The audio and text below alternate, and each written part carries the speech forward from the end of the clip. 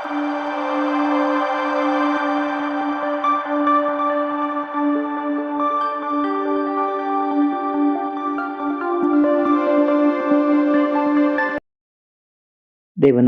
മഹത്വം. ക്രിസ്തു യേശുവിൻ്റെ നാമത്തിൽ എല്ലാ മാന്യ ശ്രോതാക്കൾക്കും എൻ്റെ സ്നേഹവന്ദനം. കഴിഞ്ഞ 2 എപ്പിസോഡുകളിലായി വെളിപ്പാട് പുസ്തകത്തിൻ്റെ അവസാന ഭാഗമായ സാത്താൻ്റെ പരാജയവും ദൈവജനത്തിൻ്റെ വിജയവും എന്ന വിഷയം നാം പഠിച്ചുകൊണ്ടിരിക്കുകയാണല്ലോ. 20-ാമത്തെ ആയത്തിൽ 4 വിഷയങ്ങളാണ് നാം പഠിച്ചത്. ഒന്നാമത്തേത് സാത്താനെ ചങ്ങലക്കിടുന്നത്, രണ്ടാമത്തേത് 1000 ആണ്ട് വാഴ്ച, മൂന്നാമത്തേത് ഗോഗ് മാഗോഗ് യുദ്ധം, നാലാമത്തേത് വെള്ളസിംഹാസന ന്യായവിധി. ഇതോടെ മനുഷ്യവർഗത്തെ സംബന്ധിച്ച ഭൂമിയിലെ ദൈവിക പദ്ധതികൾ അവസാനിച്ചു. ഇന്ന് നമുക്ക് ബാക്കി നോക്കാം. 21-ാമത്തെ ആയം 1-ാം വാക്യം. ഞാൻ പുതിയ ആകാശവും പുതിയ ഭൂമിയും കണ്ടു. 1-ാമത്തെ ആകാശവും 1-ാമത്തെ ഭൂമിയും ഒഴിഞ്ഞുപോയി, സമുദ്രവും ഇനിയില്ല. മനുഷ്യവർഗത്തെ സംബന്ധിച്ച ഭൂമിയിലെ ദൈവിക പദ്ധതികളെല്ലാം പൂർത്തിയായി കഴിഞ്ഞു. മനുഷ്യൻ അധിവസിക്കുവാൻ ദൈവം സൃഷ്ടിച്ച ഭൂമി മനുഷ്യന്റെ പാപനിമിത്തം മലീമസമായി തീർന്നു. ഇന്ന് നാം ജീവിക്കുന്ന പാപമംഗലമായ ഈ ഭൂമിയും ആകാശവും തീക്കായി സൂക്ഷിച്ചിരിക്കുന്നുവെന്നും ആകാശം ചുട്ടരിഞ്ഞ് മൂലപദാർത്ഥങ്ങൾ കത്തിക്കഴിഞ്ഞു പോകുമെന്നും ദൈവവചനം അസന്നിഗ്ധമായി പറയുന്നു. പാപത്താൽ ശാപഗ്രസ്തമായി ഈ ഭൂമിയെ നശിപ്പിച്ച ശേഷം തൻ്റെ മക്കൾക്ക് നിത്യകാലം വസിക്കുവാൻ ഒരിക്കലും നശിച്ചു പോകാത്ത നീതി വസിക്കുന്ന പുതിയ ആകാശവും പുതിയ ഭൂമിയും സൃഷ്ടിക്കുമെന്ന് ദൈവം വാഗ്ദത്തം ചെയ്തിരിക്കുന്നു. 2 പത്രോസ് 3:10 മുതൽ 13 വരെയുള്ള വാക്യങ്ങൾ. കർത്താവിൻ്റെ ദിവസമോ കള്ളനെ പോലെ വരും. അന്ന് ആകാശം കൊടുമുഴക്കത്തോടെ ഒഴിഞ്ഞു പോകും, മൂലപദാർത്ഥങ്ങൾ കത്തിയഴിയുകയും ഭൂമിയും അതിലുള്ള പണികളും വെന്തുപോവുകയും ചെയ്യും. ഇങ്ങനെ ഇവയൊക്കെയും അഴിവാനുള്ളതായിരിക്കയാൽ ആകാശം ചുട്ടയ്യുവാനും മൂലപദാർത്ഥങ്ങൾ വെന്തുരുകുവാനുമുള്ള ദൈവദിവസത്തിൻ്റെ വരവ് കാത്തിരുന്നും വ്യക്തപ്പെടുത്തിയും കൊണ്ട് നിങ്ങൾ എത്ര വിശുദ്ധ ജീവനവും ഭക്തിയും ഉള്ളവരായിരിക്കണം. എന്നാൽ നാം അവൻ്റെ വാഗ്ദത്തപ്രകാരം നീതി വസിക്കുന്ന പുതിയ ആകാശത്തിനും പുതിയ ഭൂമിക്കുമായിട്ട് കാത്തിരിക്കുന്നു. ദൈവമക്കളായ നമ്മുടെ കാത്തിരിപ്പ് ദൈവം നമുക്ക് വാഗ്ദത്തം നൽകിയിരിക്കുന്ന പുതിയ ആകാശത്തിനും പുതിയ ഭൂമിക്കും വേണ്ടിയായിരിക്കട്ടെ. അനേകർ 1000 വർഷം ക്രിസ്തുവിനോടുകൂടി ഭൂമിയിൽ വാഴാം എന്ന പ്രതീക്ഷയോടെ കാത്തിരിക്കുന്നു. അനേകർ അതേ പ്രതീക്ഷയോടെ ജീവിച്ചു മരിച്ച് ഈ ലോകം വിട്ട് കടന്നുപോയി. അതുപോലെ തന്നെയാണ് സ്വർഗവാസം എന്നുള്ള പ്രതീക്ഷയും. സങ്കീർത്തനം 115:16 നാം ഇങ്ങനെ വായിക്കുന്നു: സ്വർഗം യഹോവയുടെ സ്വർഗമാകുന്നു, ഭൂമിയെ അവൻ മനുഷ്യർക്ക് കൊടുത്തിരിക്കുന്നു. ദൈവത്തിൻ്റെ വചനത്തിൽ എഴുതിയിരിക്കുന്നത് കാണാതെ അവരുടെ കണ്ണുകളെ സാത്താൻ കുരുടാക്കുക മാത്രമല്ല, വ്യാജ പ്രത്യാശ നൽകി നിത്യനാശത്തിലേക്ക് തള്ളിവിടുകയും ചെയ്യുന്നു. അപ്പോസ്തലൻ തൻ്റെ ദർശനത്തിൽ പുതിയ ആകാശവും പുതിയ ഭൂമിയും കാണുന്നു. 1-ാമത്തെ ആകാശവും 1-ാമത്തെ ഭൂമിയും ഒഴിഞ്ഞു പോയിരിക്കുന്നു. പുതിയ ആകാശ പുതിയ ഭൂമിയെക്കുറിച്ച് വിശദമായ ഒരു വിവരണം വെളിപ്പാട് പുസ്തകത്തിൽ നൽകിയിട്ടില്ല.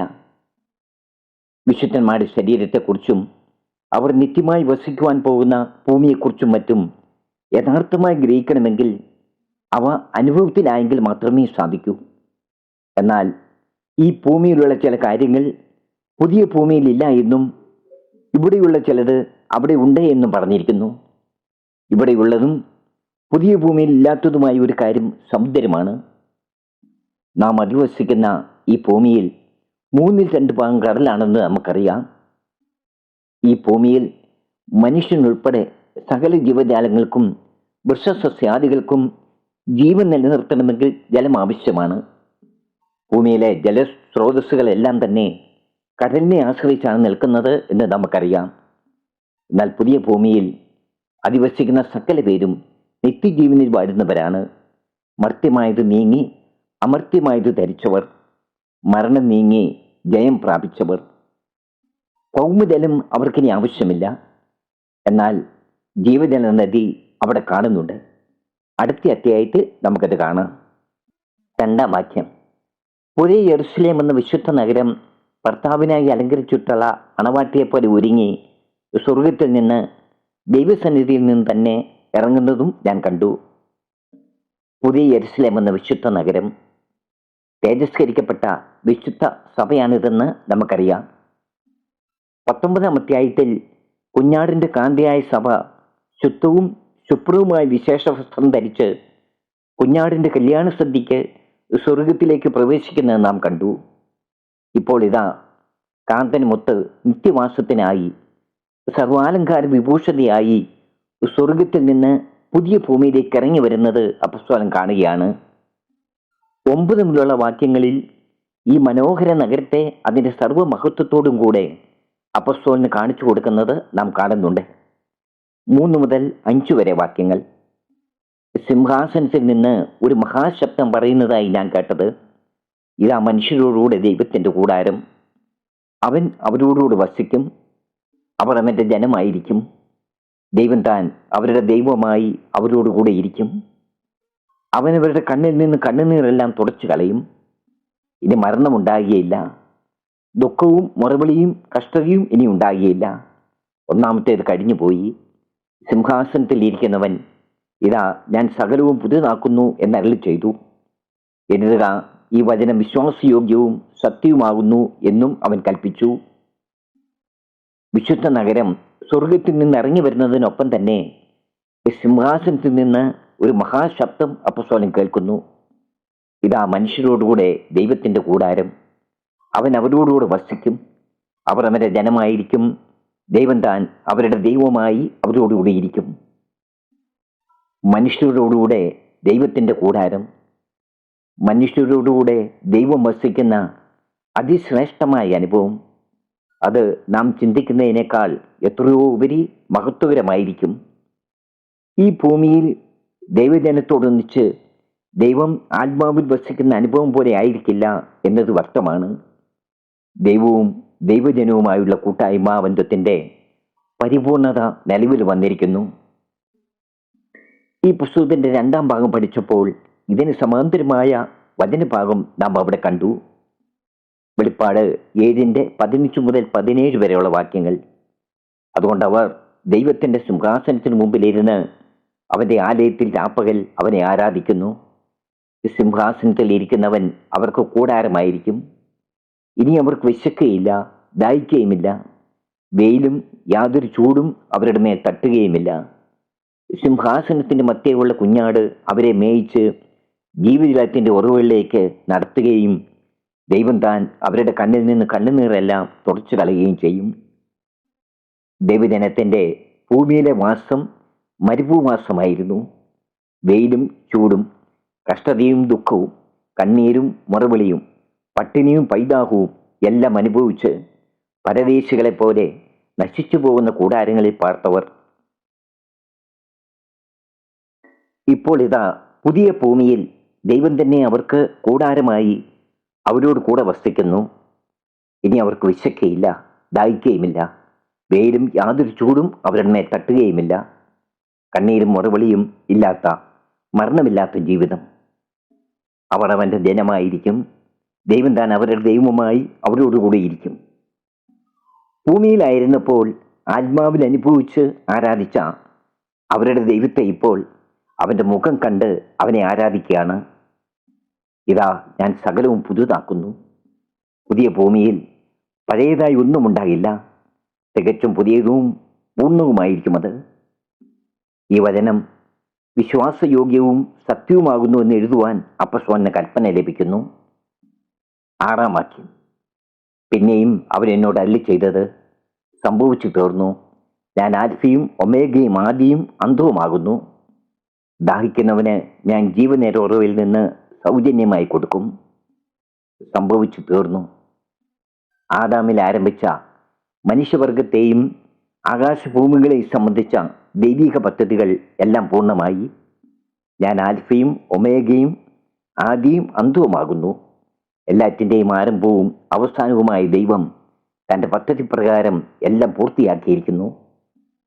ദാഹിക്കുന്നവന് ഞാൻ ജീവ നീരുറവയിൽ നിന്ന് സൗജന്യമായി കൊടുക്കും. ഇവിടെ നമ്മുടെ കർത്താവ് ജെറുസലേം ദേവാലയത്തിൽ നിന്ന് വിളിച്ചു പറഞ്ഞ ഒരു വചനമാണ് നമ്മുടെ ഓർമ്മയിലേക്ക് വരുന്നത്. യോഹന്നാൻ 7:37-38 വാക്യങ്ങൾ. ഉത്സവത്തിന്റെ മഹാദിനമായ ഒടുക്കത്തെ നാളിൽ യേശു നിന്നുകൊണ്ട്, ദാഹിക്കുന്നവനെല്ലാം എൻ്റെ അടുക്കൽ വന്ന് കുടിക്കട്ടെ. എന്നിൽ വിശ്വസിക്കുന്നവന്റെ ഉള്ളിൽ നിന്ന് തിരുവെഴുത്ത് പറയുന്നത് പോലെ ജീവജലത്തിന്റെ നദികൾ ഒഴുകും എന്ന് വിളിച്ചു പറഞ്ഞു. ഇത് തന്നിൽ വിശ്വസിക്കുന്നവർക്ക് ലഭിക്കുവാനിരിക്കുന്ന പരിശുദ്ധാത്മാവിനെ കുറിച്ചാണെന്ന് അവർ തന്നെ പറഞ്ഞിട്ടുണ്ട്. എന്നാൽ പുതിയ ഭൂമിയിലെ ജീവ നീരുറവയിൽ നിന്ന് ലഭിക്കുന്ന അതിശ്രേഷ്ഠമായ അനുഭവം എന്താണെന്ന് നമുക്ക് വെളിപ്പെടുത്തി തന്നിട്ടില്ല. എന്നാൽ ഒരു കാര്യം ദൈവമോട് വെളിപ്പെടുത്തുന്നു: ദാഹിക്കുന്നവന് ഇത് സൗജന്യമായി ലഭിക്കും. ഭൂമിയിൽ ജീവിക്കുമ്പോൾ അതിമഹത്തായ ഈ വാഗ്ദത്തത്തിനായി ദാഹത്തോടെ കാത്തിരുന്നവന് ഇത് സൗജന്യമായി ദൈവം നൽകുന്നു. 7-ാം വാക്യം: ജയിക്കുന്നവന് ഇത് അവകാശമായി ലഭിക്കും. ഞാൻ അവന് ദൈവവും അവൻ എനിക്ക് മകനുമായിരിക്കും. ജയിക്കുന്നവൻ. 2-3 അധ്യായങ്ങളുടെ പഠനത്തിൽ നാം ഇത് പല പ്രാവശ്യം കണ്ടതാണ്. ജഡമോഹം, കൺമോഹം, ജീവനത്തിന്റെ പ്രതാപം, ഇങ്ങനെ സകലവിധ മോഹങ്ങളെയും അവയാലുള്ള പാപങ്ങളെയും ജയിച്ചവൻ, അല്ലെങ്കിൽ മഹദിയാം ബാബിലോൺ എന്ന മഹാവേശ്യയുടെ മ്ലേച്ഛത നിറഞ്ഞ പാനപാത്രത്തിൽ പങ്കുപറ്റാത്തവൻ, അവനാണ് ജീവ നീരുറവയിൽ നിന്ന് അവകാശം ലഭിക്കുന്നത്. നിത്യജീവനാൽ ലഭിക്കുന്ന സ്വർഗീയ അനുഗ്രഹങ്ങൾ വില കൂടാതെ ലഭിക്കുന്നത്. അവനോട് ദൈവം അരുളി ചെയ്യുകയാണ്: ഞാൻ അവന് ദൈവവും അവൻ എനിക്ക് മകനുമായിരിക്കും. ഇവിടെ ഓരോ വിശ്വാസിയോടും ദൈവം വ്യക്തിപരമായി സംസാരിക്കുന്നു. ദാഹിക്കുന്നവന്, ജയിക്കുന്നവന്, ഞാൻ അവന്, അവൻ എനിക്ക്, ഈ പ്രയോഗങ്ങളിൽ നിന്നെല്ലാം അത് വളരെ വ്യക്തമാണല്ലോ. ജയം പ്രാപിക്കുന്ന ഓരോ വിശുദ്ധനും ദൈവമകൻ എന്ന മഹാപദവി നിത്യാവകാശമായി ദൈവം വാഗ്ദത്തം ചെയ്യുന്നു.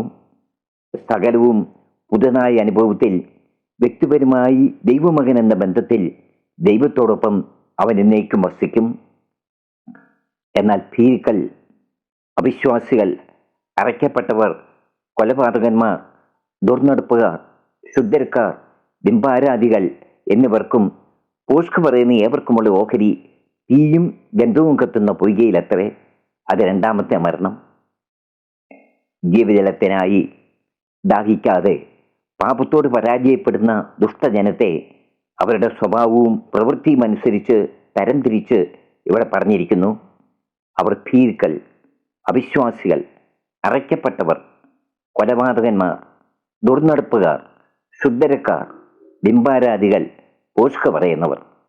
അവരുടെ ഓഹരി തീയും ഗന്ധവും കത്തുന്ന പൊയ്കയിലാണെന്ന് പറഞ്ഞിരിക്കുന്നു. അല്ലെങ്കിൽ 2-ാം മരണം. 2 തെസ്സലോനിക്കർ 1:10 പറയും പ്രകാരം അവർ കർത്താവിൻ്റെ സന്നിധാനവും അവൻ്റെ വലുപ്പത്തോടുകൂടിയ മഹത്വവും വിട്ടകന്ന് നിത്യനാശമെന്ന ശിക്ഷാവിധി അനുഭവിക്കും. 9-10 വാക്യങ്ങൾ. അന്ത്യമാതി 7 നിറഞ്ഞ 7 കലശമുണ്ടായിരുന്ന 7 ദൂതന്മാരിൽ ഒരുത്തൻ വന്ന് എന്നോട്, വരിക, കുഞ്ഞാടിൻ്റെ കാന്തയായ മണവാട്ടിയെ കാണിച്ചു തരാം എന്ന് പറഞ്ഞു. അവൻ എന്നെ ആത്മവിവശതയിൽ ഉയർന്നോർ വൻമലയിൽ കൊണ്ടുപോയി. യെരുശലേം എന്ന വിശുദ്ധ നഗരം സ്വർഗത്തിൽ നിന്ന് ദൈവസന്നിധിയിൽ നിന്നും തന്നെ ദൈവ തേജസ്സുള്ളതായി ഇറങ്ങുന്നത് കാണിച്ചു തന്നു. 7 ക്രോധകലശങ്ങളെക്കുറിച്ച് 15-16 അധ്യായങ്ങളിൽ നാം പഠിച്ചു. 7 കലശങ്ങളുള്ള 7 ദൂതന്മാരിൽ ഒരുവൻ അപ്പസ്തോലിന്റെ അടുക്കൽ വന്ന്, വരിക, കുഞ്ഞാടിന്റെ കാന്തയായി മണവാട്ടിയെ കാണിച്ചു തരാം എന്ന് പറഞ്ഞ് അപ്പസ്തോലിനെ ആത്മവിവശതയിൽ ഉയർന്ന ഒരു മലയിലേക്ക് കൊണ്ടുപോയി. ആത്മവിവശത, ദൈവാത്മാവിൻ്റെ പൂർണ്ണ നിയന്ത്രണത്തിലാവുക, അല്ലെങ്കിൽ ആത്മാവിലാകുക. 1-ാം അധ്യായത്തിൽ തന്നെ നാം ഇത് കണ്ടതാണ്. യെരുശലേം എന്ന വിശുദ്ധ നഗരം സ്വർഗത്തിൽ നിന്ന് ദൈവസന്നിധിയിൽ നിന്ന് തന്നെ ദൈവ തേജസ്സുള്ളതായി ഇറങ്ങുന്നത് അപ്പസ്തോലൻ കാണുന്നു.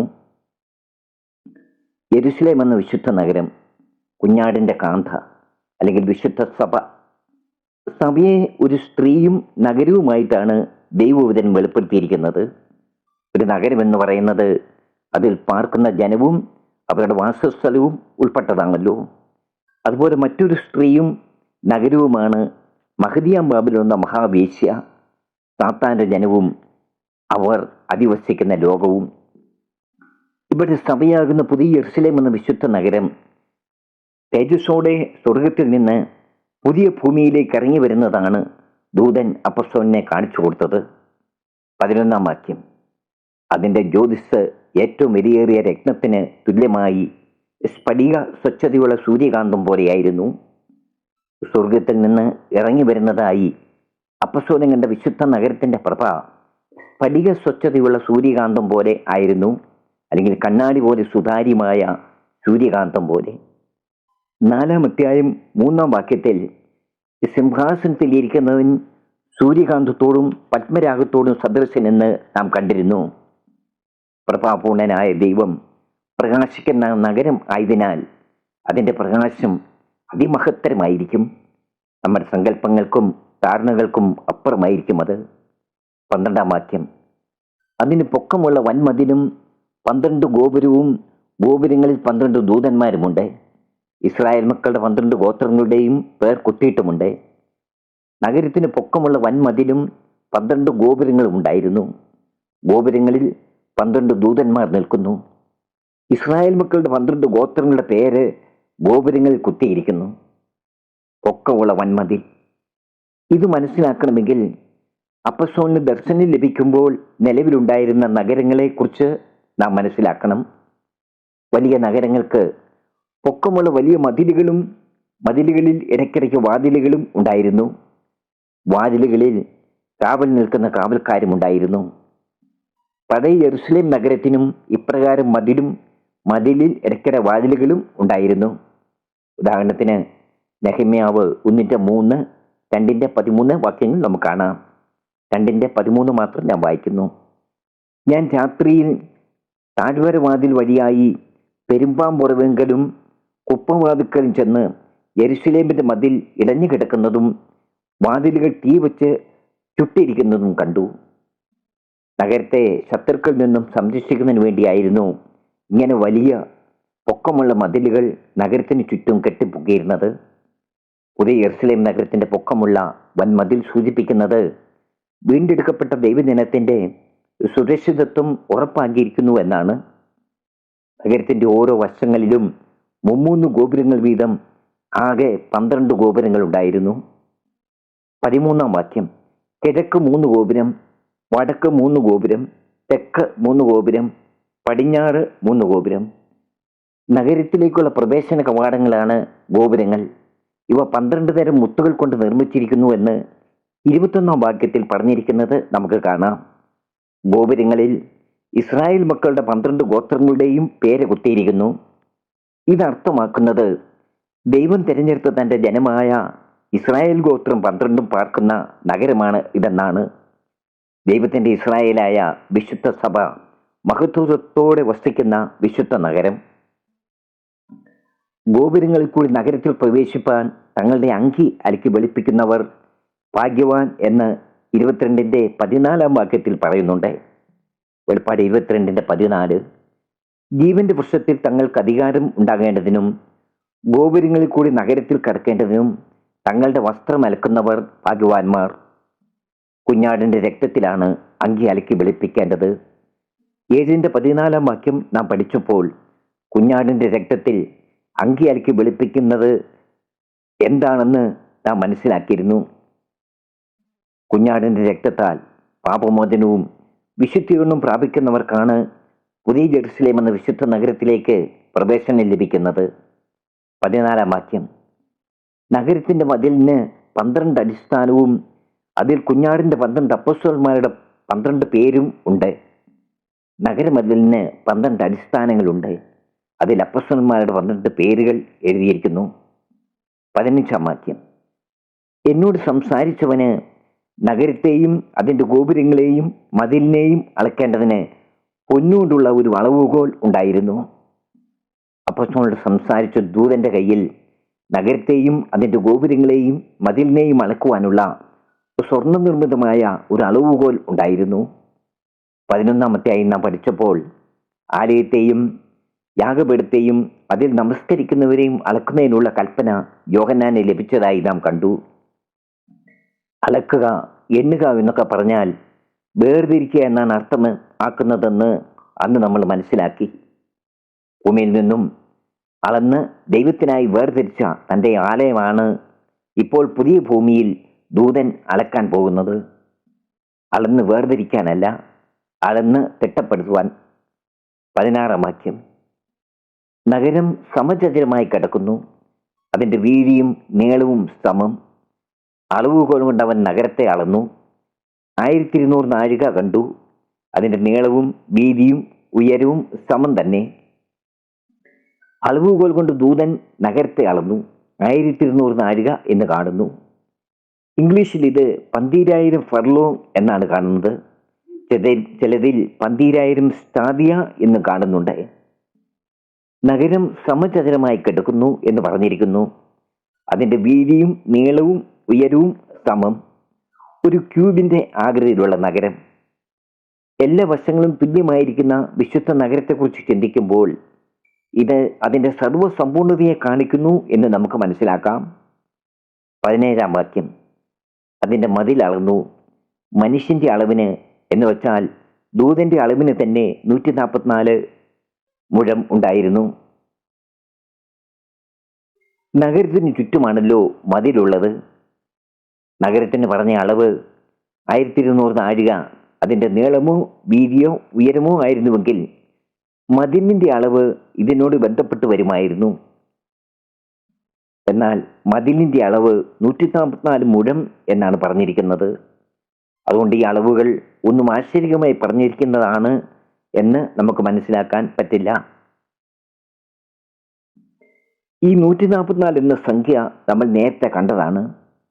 കുഞ്ഞാടിന്റെ രക്തത്താൽ ഭൂമിയിൽ നിന്നും വിലയ്ക്ക് വാങ്ങപ്പെട്ട 144,000 പേരെക്കുറിച്ച് പഠിച്ചപ്പോൾ 7, 14 അധ്യായങ്ങളിൽ ക്രിസ്തുവിന് മുമ്പും ക്രിസ്തുവിന് ശേഷവും സർവ്വഭൂമിയിൽ നിന്നും ദൈവം തെരഞ്ഞെടുത്ത ദൈവജനത്തിന്റെ പ്രതീകാത്മക സംഖ്യ 12 × 12 144 ആണെന്ന് അന്ന് നാം കണ്ടിരുന്നു.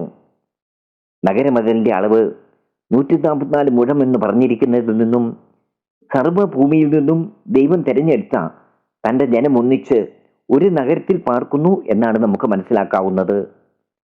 മനുഷ്യന്റെ അളവിന് എന്ന് വെച്ചാൽ ദൂതന്റെ അളവിന് തന്നെ. നഗരത്തെയും അതിൻ്റെ ഗോപുരത്തെയും മതിലിനെയും അളന്നത് ദൂതനാണ്. മനുഷ്യന്റെ അളവ് തന്നെയാണ് ദൂതന്റെ അളവും എന്ന് വെളിപ്പെടുത്തിയിരിക്കുന്നു. 18 വാക്യം. മതിലിന്റെ പണി സൂര്യകാന്തവും നഗരം സ്വച്ഛ സ്ഫടികത്തിനൊത്ത തങ്കവുമായിരുന്നു. നഗരമതിൽ പണിതിരിക്കുന്നത് സൂര്യകാന്തം കൊണ്ടും നഗരം സ്വച്ഛ സ്ഫടികത്തിനൊത്ത തങ്കം കൊണ്ടും ആയിരുന്നു. അതുപോലെ നഗരവീതിയും സ്വച്ഛ സ്ഫടികത്തിനൊത്ത തങ്കം കൊണ്ടാണെന്ന് 21 വാക്യം പറഞ്ഞിരിക്കുന്നു. സ്വച്ഛ സ്ഫടികത്തിനൊത്ത തങ്കം, കണ്ണാടി പോലെ സുതാര്യമായ തങ്കം. 19, 20 വാക്യങ്ങൾ. നഗരമതിലിന്റെ അടിസ്ഥാനങ്ങൾ സകല രത്നവും കൊണ്ട് അലങ്കരിച്ചിരിക്കുന്നു. 1 അടിസ്ഥാനം സൂര്യകാന്തം, 2 നീലരത്നം, 3 മാണിക്യം, 4 മരതകം, 5 നഖവർണി, 6 ചുവപ്പ് കല്ല്, 7 പീതരത്നം, 8 ഗോമേതകം, 9 പുഷ്യരാഗം, 10 വൈഡൂര്യം, 11 പത്മരാഗം, 12 സുഗന്ധിരത്നം. നഗരമതിലിന്റെ അടിസ്ഥാനങ്ങൾ അലങ്കരിച്ചിരിക്കുന്ന രത്നങ്ങളുടെ പേരുകളാണ് പറഞ്ഞിരിക്കുന്നത്. സൂര്യകാന്തം, നീലരത്നം, മാണിക്യം, മരതകം, നഖവർണി, ചുവപ്പുകല്ല്, പീതരത്നം, ഗോമേതകം, പുഷ്യരാഗം, വൈഡൂര്യം, പത്മരാഗം, സുഗന്ധരത്നം എന്നിവയാണത്. 12 തരം രത്നങ്ങൾ. പഴയ നിയമത്തിൽ അഹരോന്റെ വസ്ത്രത്തിന്റെ കൂടെയുള്ള ന്യായവിധി പതക്കത്തിൽ 12 വിധ രത്നക്കല്ലുകൾ പതിക്കുന്നത് പുറപ്പാട് പുസ്തകത്തിൽ നാം കാണുന്നുണ്ട്. പുറപ്പാട് 28 15 മുതൽ 20 വരെ വാക്യങ്ങൾ.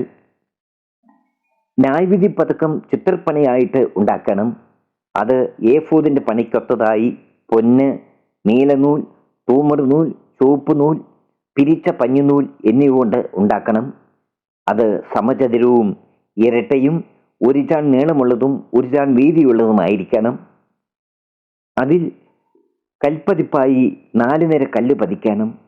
താമ്രമണി, പീതരത്നം, മരതകം എന്നിവ 1 നിര.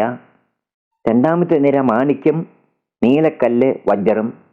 3 നിര പത്മരാഗം, വൈഡൂര്യം, സുഗന്ധിക്കല്ല്. നാലാമത്തെ നിര പുഷ്പരാഗം, ഗോമേതകം, സൂര്യകാന്തം. അവ അതാതു തടത്തിൽ പൊന്നിൽ പതിച്ചിരിക്കണം. ഇവിടെ പറഞ്ഞിരിക്കുന്ന പേരുകളും വെളിപ്പാടിൽ പറഞ്ഞിരിക്കുന്ന പേരുകളും തമ്മിൽ ചില വ്യത്യാസങ്ങൾ കാണുന്നുണ്ട്. ഇവിടെ താമ്രമണി, വജ്രം എന്നിവയ്ക്ക് പകരം വെളിപ്പാട് പുസ്തകത്തിൽ നഖവർണ്ണി, ചുവപ്പുകല്ല് എന്നിവയാണ് പറഞ്ഞിരിക്കുന്നത്. 21 വാക്യം. 12 ഗോപുരവും 12 മുത്ത്, ഓരോ ഗോപുരം ഓരോ മുത്തുകൊണ്ടുള്ളതും നഗരത്തിന്റെ വീതി സ്വച്ഛ സ്ഫടികത്തിന് തുല്യമായ തങ്കവുമായിരുന്നു. നഗരത്തിലേക്കുള്ള പ്രവേശന കവാടങ്ങളായ ഗോപുരങ്ങൾ ഓരോന്നും ഓരോ മുത്തുകൾ കൊണ്ട് നിർമ്മിച്ചിരിക്കുന്നു. നഗരത്തിന്റെ വീതി സ്വച്ഛ സ്ഫടികത്തിന് തുല്യമായ തങ്കം അല്ലെങ്കിൽ ഗ്ലാസ് പോലെ സുതാര്യമായ തങ്കം കൊണ്ട് നിർമ്മിച്ചിരിക്കുന്നു. പുതിയ ഭൂമിയിൽ ദൈവത്തോടൊത്ത് നിത്യകാലം വസിക്കുവാൻ നമ്മുടെ കർത്താവ് നമുക്ക് വേണ്ടി പണി കഴിച്ചിരിക്കുന്ന സ്വർഗീയ ജെറുസലേമിന്റെ മനോഹാരിതയും മഹത്വവും നമ്മുടെ ചിന്തകൾക്കും സങ്കല്പങ്ങൾക്കും അപ്പുറമാണ്. അതിൻ്റെ പണിയും പണിതിരിക്കുന്ന വസ്തുക്കളും എല്ലാം സ്വർഗീയമാണ്. ഭൂമിയിൽ ഏറ്റവും വിലപിടിപ്പുള്ള പൊന്നും രത്നങ്ങളും മുത്തുകളും കൊണ്ട് പണിതിരിക്കുന്നു എന്ന് പറഞ്ഞിരിക്കുന്നത് നമുക്ക് മനസ്സിലാകാവുന്ന ഭാഷയിൽ അതിൻ്റെ മഹാത്മ്യത്തെ വർണ്ണിച്ചിരിക്കുന്നു എന്ന് മാത്രം നമുക്ക് ചിന്തിക്കാം. 22 വാക്യം. മന്ദിരം അതിൽ കണ്ടില്ല, സർവശക്തിയുള്ള ദൈവമായ കർത്താവും കുഞ്ഞാടും അതിൻ്റെ മന്ദിരമാകുന്നു. മന്ദിരം അല്ലെങ്കിൽ ആലയം അതിൽ കണ്ടില്ല. പഴയ ജെറുസലേമിൽ ദേവാലയം ഉണ്ടായിരുന്നു. അവിടെ മനുഷ്യൻ അദൃശ്യനായി ദൈവത്തെ വിശ്വാസത്താൽ ആരാധിച്ചു. പാപപരിഹാരത്തിനായി മൃഗങ്ങളെ യാഗമർപ്പിച്ചു. എന്നാൽ ഇവിടെ പുതിയ ജെറുസലേമിൽ ഭൂമിയിൽ ആരാധിക്കപ്പെട്ട അദൃശ്യനായ ദൈവവും മനുഷ്യന്റെ പാപമോചനത്തിനായി ഒരിക്കലായി അർപ്പിക്കപ്പെട്ട കുഞ്ഞാടും അവരുടെ മന്ദിരമായി അവരോടുകൂടി വസിക്കുന്നു. 23 വാക്യം. നഗരത്തിൽ പ്രകാശിപ്പാൻ സൂര്യനും ചന്ദ്രനും ആവശ്യമില്ല, ദൈവ തേജസ് അതിനെ പ്രകാശിപ്പിച്ചു. കുഞ്ഞാട് അതിൻ്റെ വിളക്കാകുന്നു. യെശയ്യാപ്രവാചകന്റെ പുസ്തകത്തിൽ നിന്നും ഞാൻ 1-2 വാക്യങ്ങൾ വായിക്കാം. യെശയ്യാ 60:19-20 വാക്യങ്ങൾ. ഇനി പകൽ നേരത്ത് നിന്റെ വെളിച്ചം സൂര്യനല്ല, നിനക്ക് നിലാവട്ടം തരുന്നത് ചന്ദ്രനുമല്ല. യഹോവ നിനക്ക് നിത്യപ്രകാശവും നിന്റെ ദൈവം നിന്റെ തേജസ്സുമാകുന്നു. നിന്റെ സൂര്യൻ ഇനി അസ്തമിക്കയില്ല, നിന്റെ ചന്ദ്രൻ മറഞ്ഞു പോവുകയുമില്ല. യഹോവ നിന്റെ നിത്യപ്രകാശമായിരിക്കും, നിന്റെ ദുഃഖകാലം തീർന്നു പോകും. കുഞ്ഞാട് വിളക്കായിരിക്കുന്ന വിശുദ്ധ നഗരത്തിൽ യഹോവയുടെ തേജസ് എപ്പോഴും വിളങ്ങി നിൽക്കുന്നതിനാൽ സൂര്യചന്ദ്രന്മാർ ഇനി അവിടെ ആവശ്യമില്ല. യഹോവ അവിടെ നിത്യപ്രകാശമായിരിക്കും. 24 മുതൽ 26 വരെ വാക്യങ്ങൾ. ജാതികൾ അതിൻ്റെ വെളിച്ചത്തിൽ നടക്കും, ഭൂമിയുടെ രാജാക്കന്മാർ തങ്ങളുടെ മഹത്വം അതിലേക്ക് കൊണ്ടുവരും. അതിൻ്റെ ഗോപുരങ്ങൾ പകൽക്കാലത്ത് അടയ്ക്കയില്ല, രാത്രി അവിടെ ഇല്ലല്ലോ. ജാതികളുടെ മഹത്വവും ബഹുമാനവും അതിലേക്ക് കൊണ്ടുവരും. ജാതികൾ, പുതിയ ഭൂമിയിലെ ഈ ജാതികൾ ആരാണ്? 2ാം വരവിന് ശേഷം കർത്താവ് ഭൂമിയിൽ 1000 ആണ്ട് വാഴുമ്പോൾ ജാതികളിൽ നിന്നും അനേകർ രക്ഷിക്കപ്പെടുമെന്നും അങ്ങനെ രക്ഷിക്കപ്പെടുന്ന ജാതികളെ പുതിയ ഭൂമിയിലേക്ക് മാറ്റി പാർപ്പിക്കുമെന്നും ചിലർ പറയുന്നു. മാത്രമല്ല, അവർ അവിടെ കുടുംബജീവിതം നടത്തി മക്കളെ ജനിപ്പിച്ച് പുതിയ ഭൂമിയിൽ നിറയുമെന്നും പറയുന്നു. അവരാണ് പുതിയ ജെറുസലേമിന്റെ വെളിച്ചത്തിൽ നടക്കുന്ന ജാതികൾ എന്നാണ് അവരുടെ വാദം. ഇതിന് വചനത്തിൽ തെളിവില്ലെന്ന് മാത്രമല്ല, സകല വചനങ്ങളും ഇതിന് വിപരീതവുമാണ്. പുതിയ ഭൂമിയിൽ ഭാര്യാഭർത്തൃ ബന്ധമോ സന്താനോൽപാദനമോ ഒന്നുമില്ലെന്ന് കർത്താവ് തന്നെ പറഞ്ഞത് അവർ കണക്കാക്കുന്നില്ല. ലൂക്കോസ് 20:34-35 വാക്യങ്ങളിൽ ഞാനത് വായിക്കാം. അതിന് യേശു ഉത്തരം പറഞ്ഞത്, ഈ ലോകത്തിന്റെ മക്കൾ വിവാഹം കഴിക്കുകയും വിവാഹത്തിന് കൊടുക്കുകയും ചെയ്യുന്നു. എങ്കിലും ആ ലോകത്തിനും മരിച്ചവരിൽ നിന്നുള്ള പുനരുത്ഥാനത്തിനും യോഗ്യരായവർ വിവാഹം കഴിക്കുകയില്ല, വിവാഹത്തിന് കൊടുക്കപ്പെടുകയുമില്ല. അവർക്കിനി മരിപ്പാനും കഴിയുകയില്ല. ജാതികൾ അതിൻ്റെ വെളിച്ചത്തിൽ നടക്കും. ഇവിടെ ജാതികൾ എന്ന് പരിഭാഷപ്പെടുത്തിയിരിക്കുന്നത് നേഷൻസ് എന്ന ഇംഗ്ലീഷ് പദമാണ്. ജനതകൾ, രാഷ്ട്രങ്ങൾ എന്നൊക്കെ അതിന് അർത്ഥം പറയാമല്ലോ. വിജാതിയർ എന്ന അർത്ഥം വരുന്ന ഇംഗ്ലീഷ് പദം ജെന്റൈൽസ് ആണ്. എഫേസ്യർ 2:11 നമുക്കത് കാണാം. ആകയാൽ നിങ്ങൾ മുമ്പേ പ്രകൃതിയാൽ ജാതികളായിരുന്നു. ജഡത്തിൽ കയ്യാലുള്ള പരിച്ഛേദനയേറ്റ് പരിച്ഛേദനക്കാർ എന്ന് പേരുള്ളവരാൽ അഗ്രചർമ്മക്കാർ എന്ന് വിളിക്കപ്പെട്ടിരുന്നു. ഇവിടെ ജാതികൾക്ക് ജെന്റൈൽസ് എന്ന ഇംഗ്ലീഷ് പദം ഉപയോഗിച്ചിരിക്കുന്നു. മറ്റൊരു വചനം കൂടെ വായിക്കാം. മത്തായി 25:31 മുതൽ 33 വരെ. മനുഷ്യപുത്രൻ തന്റെ തേജസ്സോടെ സകല വിശുദ്ധന്മാരുമായി വരുമ്പോൾ അവൻ തന്റെ തേജസ്സിന്റെ സിംഹാസനത്തിലിരിക്കും. സകല ജാതികളെയും അവന്റെ മുമ്പിൽ കൂട്ടും. അവൻ അവരെ ഇടയൻ ചെമ്മരിയാടുകളെയും കോലാടുകളെയും തമ്മിൽ വേർതിരിക്കുന്നത് പോലെ വേർതിരിച്ച് ചെമ്മരിയാടുകളെ തന്റെ വലത്തും കോലാടുകളെ ഇടത്തും നിർത്തും. ഇവിടെ സകല ജാതികളെയും എന്ന് പറഞ്ഞിരിക്കുന്നത് ദൈവജനത്തെയും കൂടി ഉൾപ്പെടുത്തിയാണെന്ന് ഉള്ളതിന് സംശയമില്ല. ഓൾ നേഷൻസ് എന്നാണ് ഇംഗ്ലീഷിൽ പറഞ്ഞിരിക്കുന്നത്. കഴിഞ്ഞ അധ്യായത്തിൽ ജഡ്ജ്മെന്റിനും കണ്ടംനേഷനും ന്യായവിധി എന്ന മലയാള പദം ഉപയോഗിച്ചിരിക്കുന്നത് നമ്മൾ കണ്ടു. അതുപോലെ ഇവിടെ ജെന്റൈൽസിനും നാഷൻസിനും ജാതികൾ എന്ന മലയാള പദം ഉപയോഗിച്ചിരിക്കുന്നു. ഭൂമിയിലെ സകല രാജ്യങ്ങളിൽ നിന്നും കുഞ്ഞാടിന്റെ രക്തത്താൽ വിലയ്ക്ക് വാങ്ങപ്പെട്ട അല്ലെങ്കിൽ രക്ഷിക്കപ്പെട്ട ജനതകളാണല്ലോ പുതിയ ഭൂമിയിലെ നിവാസികൾ. ഭൂമിയുടെ രാജാക്കന്മാർ തങ്ങളുടെ മഹത്വം അതിലേക്ക് കൊണ്ടുവരും. 26 വാക്യം കൂടെ നമുക്കിവിടെ നോക്കാം. ജാതികളുടെ മഹത്വവും ബഹുമാനവും അതിലേക്ക് കൊണ്ടുവരും. യെശയ്യാ പ്രവചനത്തിൽ നിന്നും 1-2 വാക്യങ്ങൾ കൂടെ വായിക്കാം. യെശയ്യാ 60:10-11 വാക്യങ്ങൾ. അന്യജാതിക്കാർ നിന്റെ മതിലുകളെ പണിയും, അവരുടെ രാജാക്കന്മാർ നിനക്ക് ശുശ്രൂഷ ചെയ്യും. എൻ്റെ ക്രോധത്തിൽ ഞാൻ നിന്നെ അടിച്ചു, എങ്കിലും എൻ്റെ പ്രീതിയിൽ എനിക്ക് നിന്നോട് കരുണ തോന്നും. ജാതികളുടെ സമ്പത്തിനെയും യാത്രാസംഘത്തിൽ അവരുടെ രാജാക്കന്മാരെയും നിന്റെ അടുക്കൽ കൊണ്ടുവരേണ്ടതിന് നിന്റെ വാതിലുകൾ രാവും പകലും അടയ്ക്കപ്പെടാതെ എല്ലായ്പ്പോഴും തുറന്നിരിക്കും. യെശയ്യാ 60 ജാതികളുടെ സമ്പത്തും അവരുടെ രാജാക്കന്മാരും ജെറുസലേമിലേക്ക് കൊണ്ടുവരപ്പെടുമെന്നും അതിനായി നഗരവാതിലുകൾ രാവും പകലും അടയ്ക്കാതെ തുറന്നിരിക്കുമെന്നും പറയുന്നു. അതുപോലെ പുതിയ യെരുശലേമിലേക്ക് രാജാക്കന്മാരുടെ മഹത്വവും ജാതികളുടെ മഹത്വവും ബലവും കൊണ്ടുവരുമെന്ന് പറഞ്ഞിരിക്കുന്നു. 25 വാക്യത്തിൽ അതിൻ്റെ ഗോപുരങ്ങൾ പകൽക്കാലത്ത് അടയ്ക്കില്ല എന്ന് പറഞ്ഞിരിക്കുന്നു. രാത്രി അവിടെ ഇല്ലല്ലോ എന്ന് പറഞ്ഞാൽ എപ്പോഴും വാതിലുകൾ തുറന്നു കിടക്കും എന്ന് ചുരുക്കം. ദാനിയേൽ പ്രവാചകൻ പ്രവചനാത്മാവിൽ മുന്നമേ ഇത് ദർശിച്ചിരിക്കുന്നത് നമുക്ക് വായിക്കാം. ദാനിയേൽ 7:27. പിന്നെ രാജ്യത്വവും ആധിപത്യവും ആകാശത്തിന് കീഴെല്ലായിടവുമുള്ള രാജ്യങ്ങളുടെ മഹത്വവും അത്യുന്നതന്റെ വിശുദ്ധന്മാരായ ജനത്തിന് ലഭിക്കും. അവന്റെ രാജ്യത്വം നിത്യരാജ്യത്വമാകുന്നു. സകല ആധിപത്യങ്ങളും അവനെ സേവിച്ചനുസരിക്കും. ഇങ്ങനെ ഭൂമിയിലെ രാജാക്കന്മാരുടെ മഹത്വവും ജാതികളുടെ ശക്തിയും മഹത്വവുമെല്ലാം അത്യുന്നതനായ ദൈവത്തിന്റെ വിശുദ്ധ ജനത്തിന് ലഭിച്ചിരിക്കുകയാണ്. അല്ലെങ്കിൽ അവയെല്ലാം പുതിയ യെരുശലേം എന്ന വിശുദ്ധ നഗരത്തിലേക്ക് കൊണ്ടുവന്നിരിക്കുകയാണ്. ഇനി വിശുദ്ധ നഗരത്തിന് പുറത്ത് മറ്റൊരു മഹത്വമില്ല. സകല മഹത്വവും അത്യുന്നതനായ ദൈവത്തിനും കുഞ്ഞാടിനും ദൈവത്തിന്റെ വിശുദ്ധ ജനത്തിനും മാത്രം. 27 വാക്യം.